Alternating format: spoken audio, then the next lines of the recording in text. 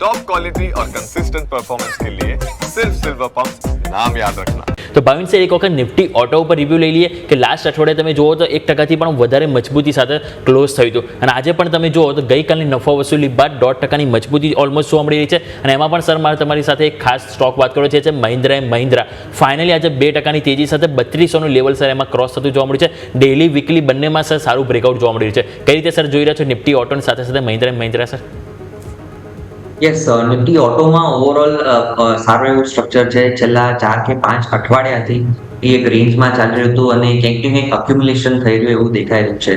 અને by far I think Mahindra and Mahindra is one of the most strongest, followed by TVS motor.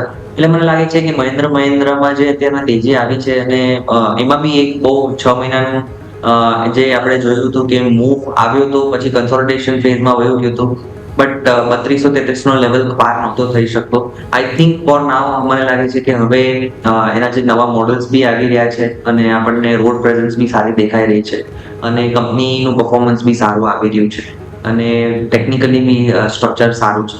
I think Mahindra and મહિન્દ્રામાં અહીંયાથી એક સારી મોટી તેજી શોર્ટ ટર્મ પ્લસ પોઝિશન જોવા મળી શકે છે, જેનાથી લઈને આપણે 3500 સુધીના લેવલ્સ બી બતાડી શકે છે ઇમિડિયેટલી.